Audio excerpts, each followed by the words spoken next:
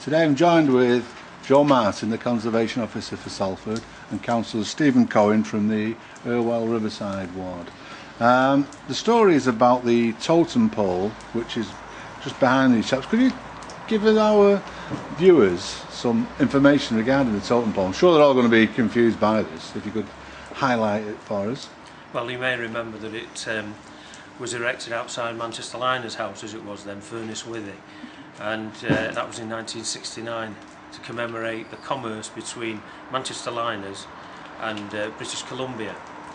And so if you look, Tony knows the details of the individual carvings and what they mean and the significance, but in 2005 I tried to get the totem pole listed, but unfortunately the owners decided they didn't want that, and they cut it down and sent it down to the place in Ipswich. And then it's over to Councillor Cohen, because this is where he stepped in to rescue it. Yeah, I was disappointed to go to that site on the quays to see the totem pole gone.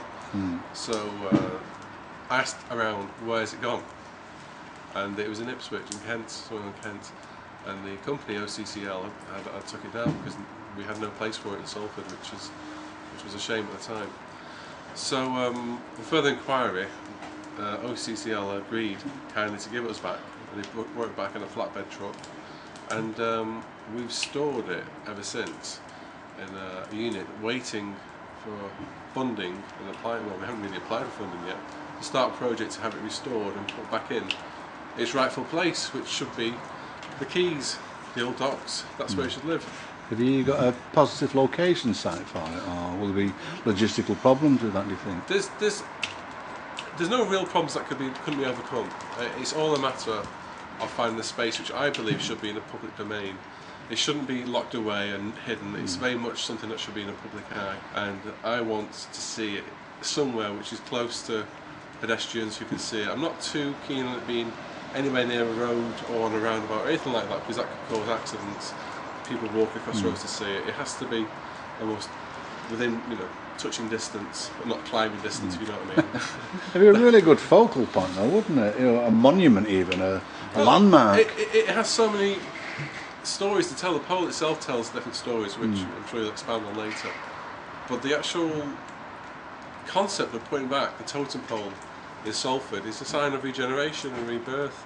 It's showing that we've got a past and here's our future, and Salford has got a good future. Certainly the Quays area has a lot of things happening, but this is part of the past. This isn't a romantic throwaway. This is the past of Salford. The timber they brought over was used in the mines to help prop up the mines. It helped generate industry, and it had a message behind it.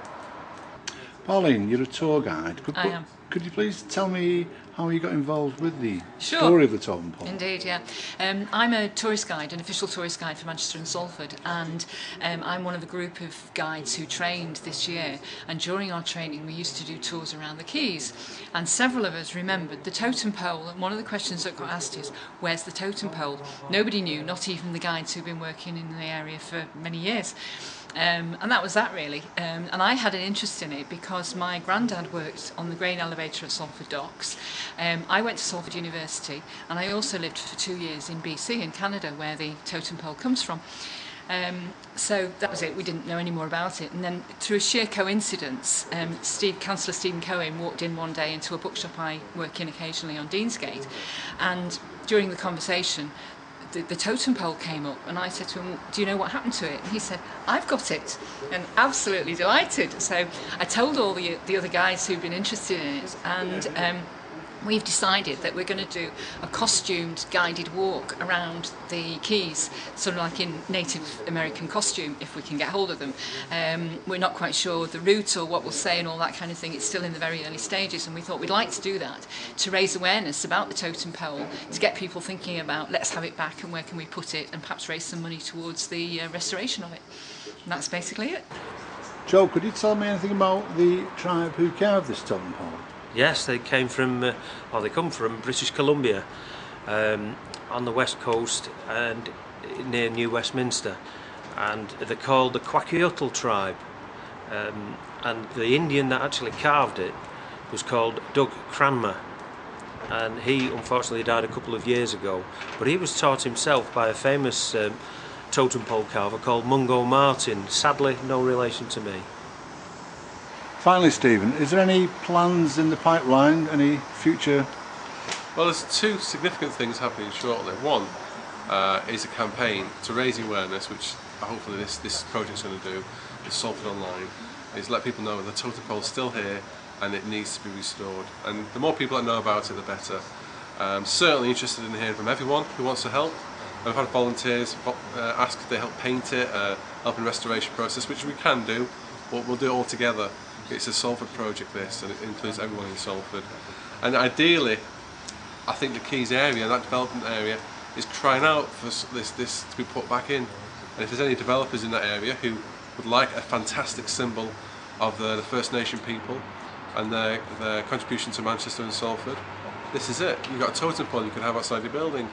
The fact is, it has to be accessible and seen by the people of Salford and visitors to Salford. It is part of our heritage and history, and it's a great piece of work. And the other thing that's happening is we'll probably have the First Nation restorer come over this year before Christmas to give us advice on the restoration process, and we'll certainly keep you updated on how that goes, and perhaps you can talk to him when he comes here. Thank you. Okay.